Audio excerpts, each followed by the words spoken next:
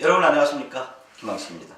이번 시간에는 음절이 끝소리 법칙에 대해서 공부해 보도록 하겠습니다. 시험에 종종 나오는 부분인데 일상생활 속에서 어떻게 발음하느냐 하는 것도 생각해 보면서 접근하면 도움이 될 것 같습니다. 제가 몇 개 예를 들어 드리도록 하겠습니다. 할아버지가 시골에서 무엇을 갈고 계셨다 했을 때 여기에 을을 붙였습니다.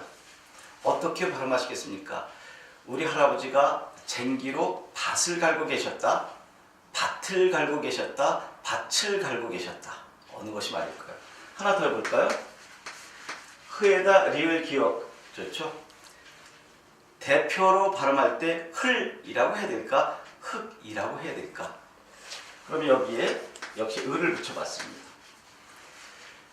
옷에 흙이 묻었어, 옷에 흙이 묻었어. 흙을 만지면 어떡하니? 흙을 만지면 어떡하니? 이렇게 되겠죠? 하나 더 해보겠습니다. 우리 어머님은 동네 모든 일에 신경을 쓰고 계셔 했을 때 역시 여기다 이를 한번 붙여볼까요?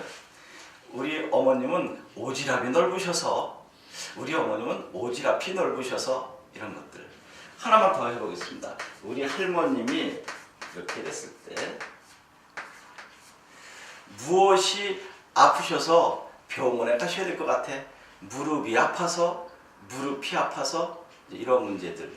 일상 언어 생활에서 어떻게 발음해야 될지 모르는 이 부분을 경찰대 사관학교에서는 꼭 출제한다는 것입니다. 왜 이런 걸 출제할까 생각을 해보니까 여러분들은 리더가 될 사람들 아닌가요? 많은 부하들 앞에서 통솔해야 되고 지휘해야 되고 연설해야 되는데 정확한 발음을 해야 될 것 같다라는 생각이 들어서 이런 문제가 되지 않을까 하는 생각을 해봤습니다.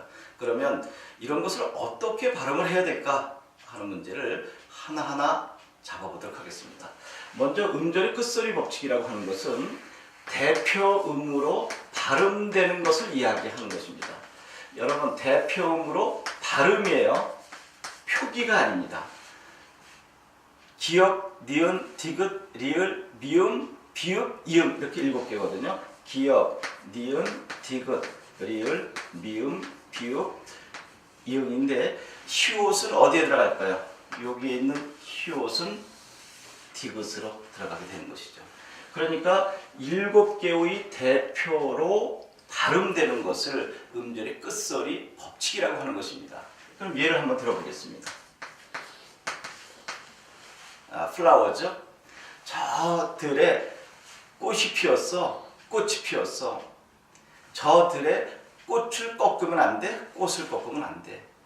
제가 생각할 때 상당히 많은 사람들이 야, 꽃이 아름답다. 야, 너 왜 꽃을 꺾어? 이렇게 발음하지 않을까 생각하거든요.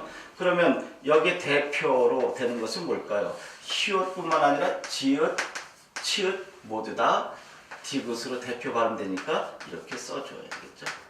이제 표기는 아니고요. 발음이 이렇다는 것입니다. 꽃, 치읒은 디귿으로 발음되는 것이죠. 이런 것들이 음절의 끝소리 법칙이 이루어졌다라고 하는 것인데 이제 문제는 이 뒤에 무엇이 오느냐에 따라 달라진다는 것입니다. 이제 형태소인데요.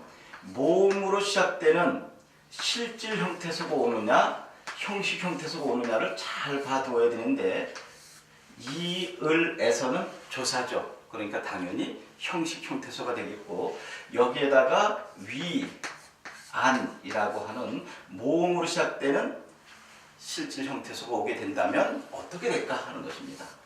위, 안은 명사잖아요. 어디 어디 위, 어디 어디 안 그랬을 때 이을에서는 조사로서 형식 형태소가 되고 위, 안은 명사죠. 명사로서 무엇이 될까? 실질 형태소가 된다. 그리고 얘는 형식 형태소가 된다. 그러면 형식 형태소 올 때와 실질 형태소 올 때 발음이 달라진다는 사실이죠. 한번 해보겠습니다. 꽃 대표음 났습니다. 여기에 이을에서라고 하는 모음으로 시작되는 즉 조사, 형식 형태소가 오게 되면 음절의 끝소리 법칙이 일어나지 않고 연음된다라고 하는 것입니다. 음절의 끝소리 법칙이 일어나지 않는다. 그러면 본래 받침이 살아나고 연음된다. 그럼 어떻게 발음하면 될까요? 꽃이 꽃을, 꽃에서 이렇게 되는 것이죠. 그 다음에 얘가 위안이라고 하는 모음으로 시작되는 실질 형태소를 만나게 되면 음절의 끝으로 법칙이 일어나고 연음되는 것입니다. 어떻게 될까요? 꼬디, 꼬단이 되는 것이죠. 이제 다 끝난 것입니다. 아주 간단하죠. 예를 들어보겠습니다. 여기는 당연히 티읕은 역시 디귿으로 들어가겠죠. 그러면 여기 대표 발음을 이렇게 표기가 아니라 발음입니다.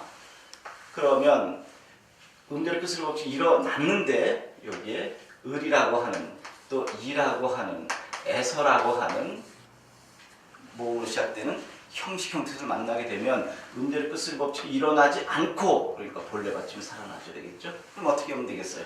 밭을, 밭에서 이렇게 되겠죠.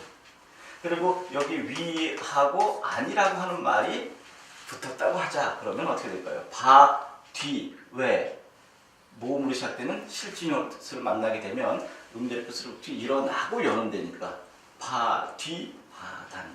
근데 이걸 왜 안 했을까? 이것이 시험 문제 나오죠. 당연히 얘가 그대로 올라가니까 어떻게 될까요? 바티라고 발음해 줘야 되겠죠. 그런데 이 모음 앞에 티읕은 무엇이 일어나서 구개음화가 일어나서 바치가 된다라고 하는 것까지 생각을 해줘야 되겠죠. 이 몸 앞에 티읕은 치읕으로, 이 몸 앞에 디귿은 지읒으로 구개음화 현상이죠. 그래서 밭을 바티, 다시 바치로 구개음화가 되고 그 다음에 밭에서 이제 해결됐죠. 그럼 하나하나 해보겠습니다. 대표음은 당연히 무엇이었지만 흙이었지만 여기에 을이라고 하는 것이 붙게 되면 음절의 끝의 법칙이 일어나지 않고 그러니까 본래 받침 다 살아나니까 리을과 기역이 발음 다 나야 되겠죠. 흘글, 흘기, 흘개서 이렇게 발음해 주고요. 그 다음에 위와 안을 만나게 되면 어떻게 될까요? 대표음으로 발음되고 그리고 연음되니까 흐귀, 흐간. 쉽죠? 원칙을 알면 정확하게 발음할 수 있는 것이죠. 그 다음에 이거 얼마나 잘못된 발음인지 아시겠죠? 우리 어머님은 오지라비가 아니라 여기 모음으로 시작되는 형식 형태를 만났으니까 무엇이 일어나지 않고 음절의 끝을 법칙이 일어나지 않으니까 피읍 그대로 살죠. 우리 어머님은 오지라피 넓으셔서 오지라피라고 발음을 해줘야 되겠죠. 이것도 이제 우리 할머님 무릎이 아프셔서 무릎을 다치셔서 이렇게 해줘야 되는 거죠. 그러면 위나 아니라고 하는 말을 만약에 집어넣는다고 한다면 당연히 비읍, 대표음으로 발음되고 연음되니까 무릎이, 무릎반 이렇게 되겠죠. 우리 어머니께서 부엌에서 일을 하고 계신다. 부엌을 청소하고 계신다. 우리 집은 부엌이 좁다. 이렇게 이야기하는 거죠. 그런데 만약에 위나 안을 집어넣는다면 부엌, 귀, 부엌, 간 이렇게 되겠죠.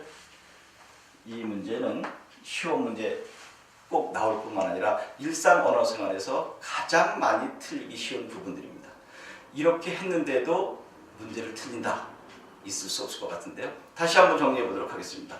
음절의 끝소리 법칙은 7개의 대표 자음으로 발음되는 것이다. 기역, 니은, 디귿, 리을, 미음, 비읍, 이응입니다. 시옷은 들어가지 않고요. 어디로 포함되나요? 디귿에. 그러나 이 음절의 끝소리 법칙이 일어났지만 뒤에 나오는 모음으로 시작되는 형식 형태수를 만나게 되면 음절의 끝소리 법칙이 일어나지 않고 즉 본래 받침이 살아나서 뒤에 음으로 연음된다. 소틀, 소태서.